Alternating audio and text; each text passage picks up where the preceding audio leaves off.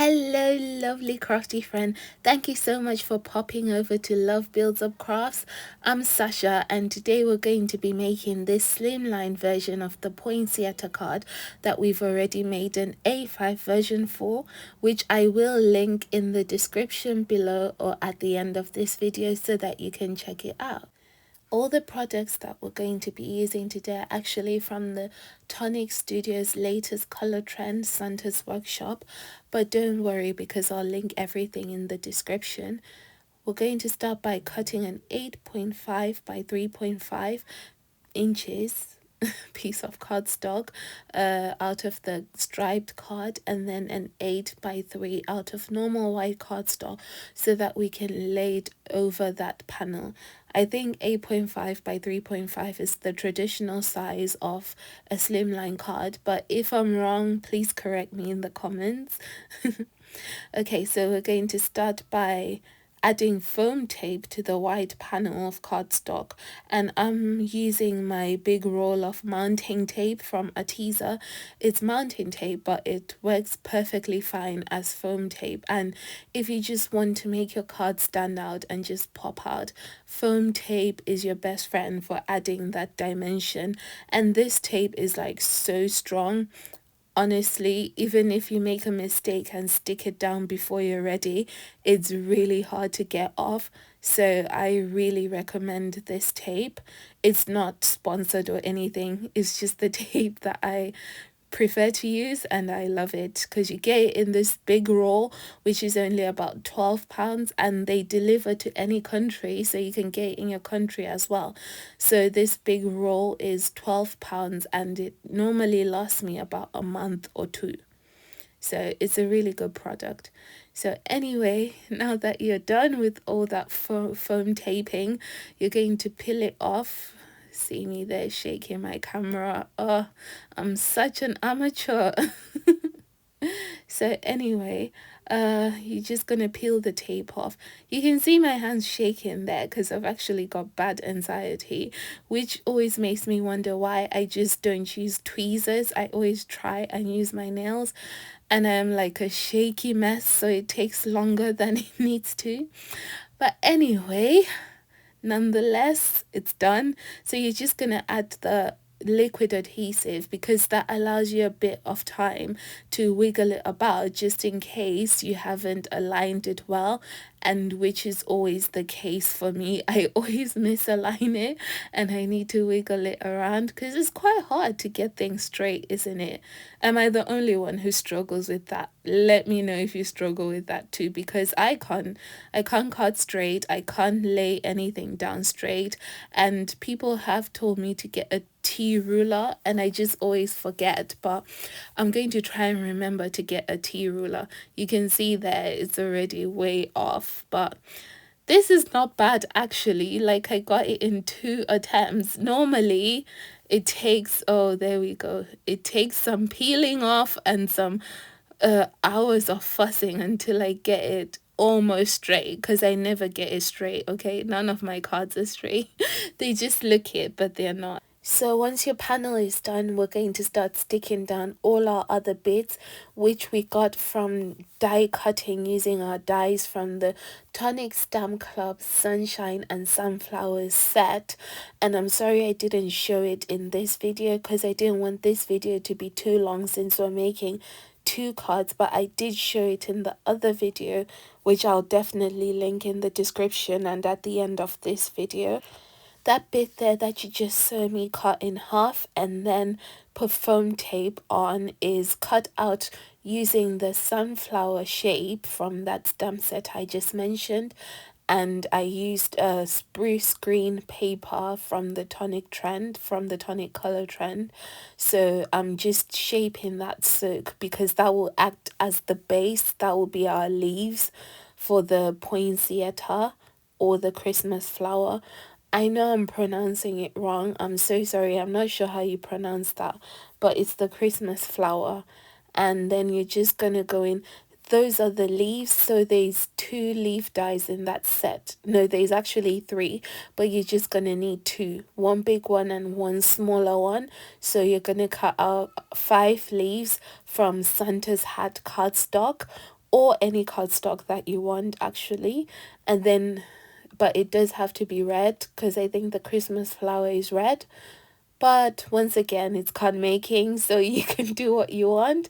But in this instance, I cut it out of Santa's hat red cardstock, and I cut out 5 of the big leaves, and then about 4 of the smaller ones I think we end up using.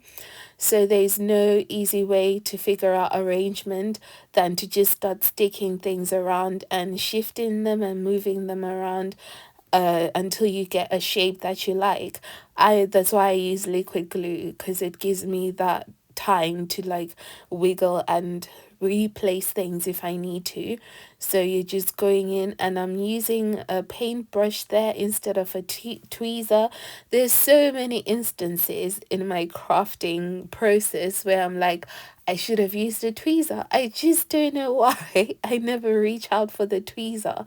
I always get everything else except the tweezer. And most of the time, it's the tweezer that I need, honestly. Like, I need a tweezer reminder, like someone to yell at me, get the tweezer, every time I need the tweezer.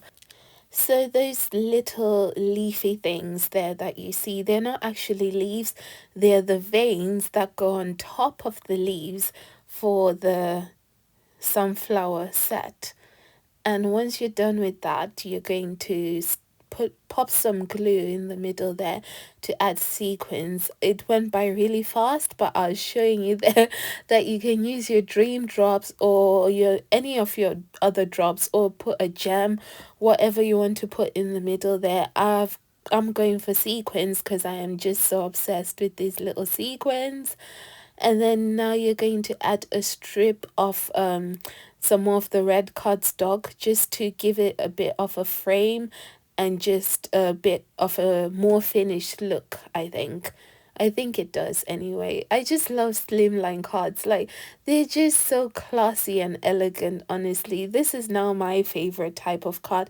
It was an A5 card before. I just liked having that space to just sort of go crazy. But now, slimline, I just really love slimline.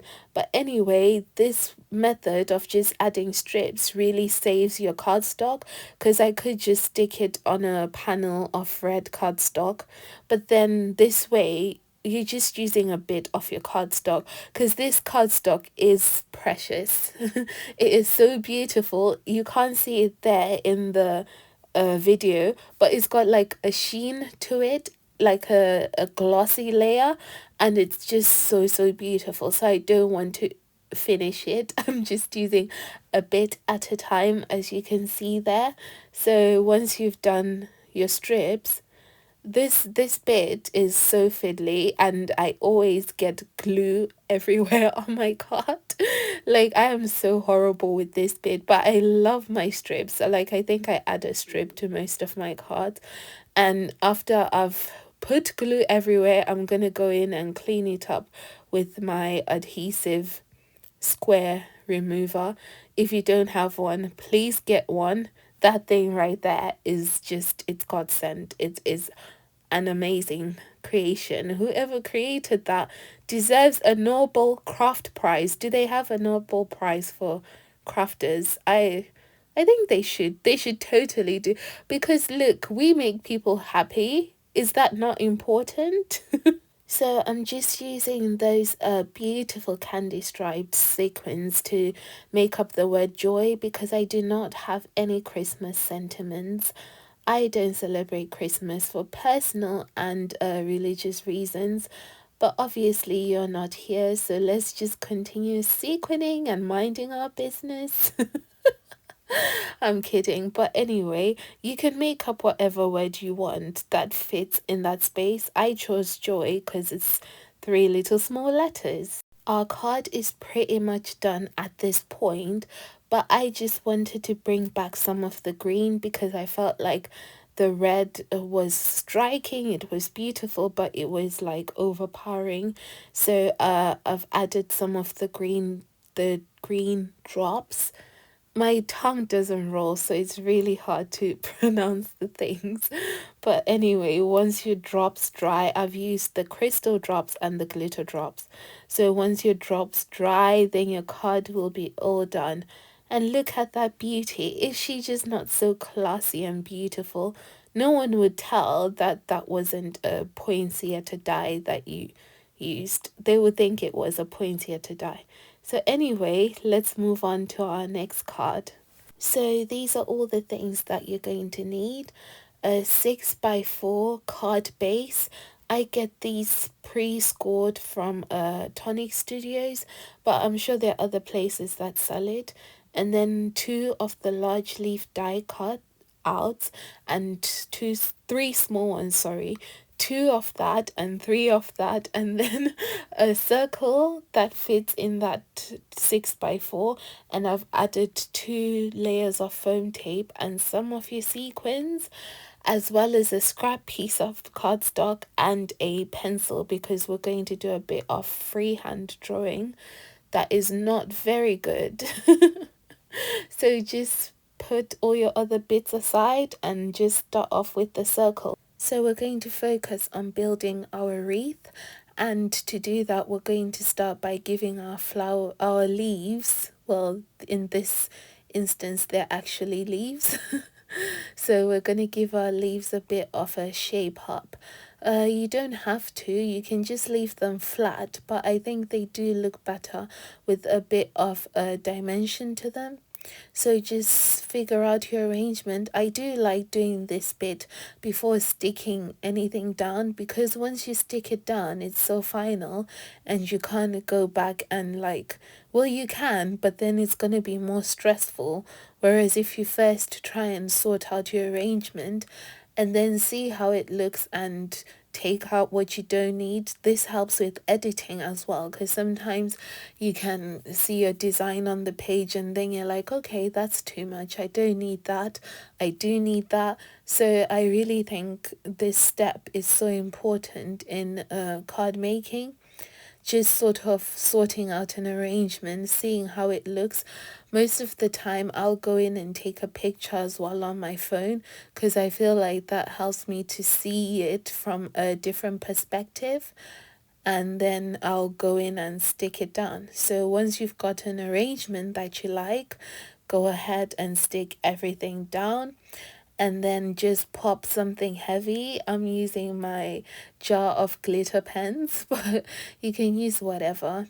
And now we're just going to sketch what I think should be a Christmas sock, but if it doesn't look like a Christmas sock, I'm really sorry. I'm not like an artist.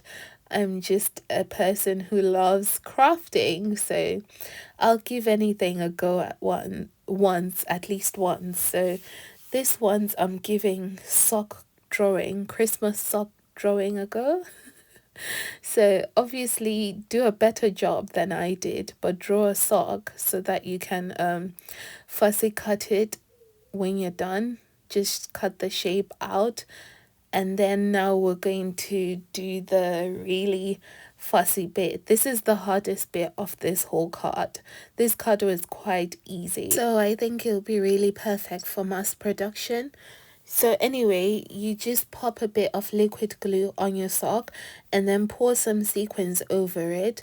Place fill in the holes basically. I don't know how to explain this. Fill in the holes and then pour out the ones that are not stuck, and then just do it again. So what you're doing again is you're putting some liquid glue. Be generous with your liquid glue, okay? Because you're going to really need it to grab onto a lot of those sequins. You can also do this with the hot glue gun. It's way quicker with the hot glue gun. But hot glue is not a reliable glue. Like, things stuck on with hot glue can come off. So I would generally suggest you do it with liquid glue, even though with hot glue it is quicker because it dries instantly. So once that's done, you're just gonna pop that to the side and leave it to dry for a long time. Whilst it's drying though, you can just pop some sequins on your card or Nuvo drops if you prefer, sorry, or whatever else you prefer. I like the sequins, so I'm adding more of them to the card.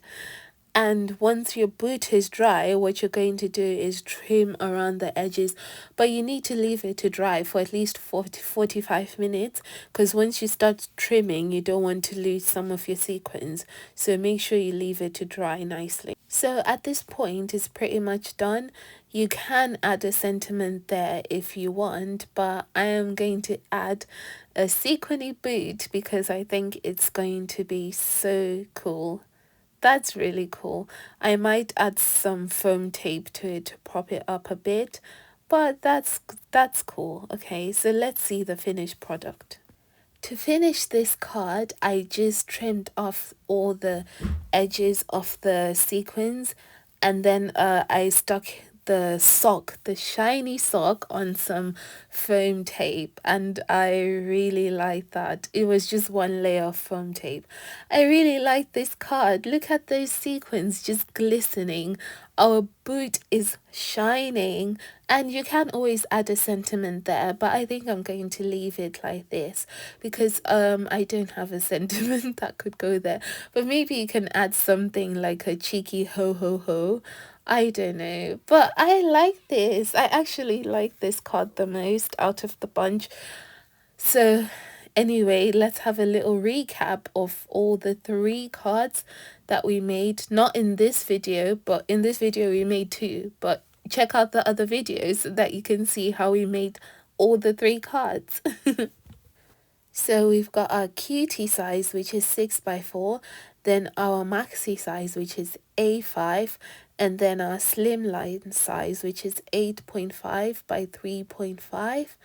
Those are our 3 cards, and hopefully these will be easy to mass produce.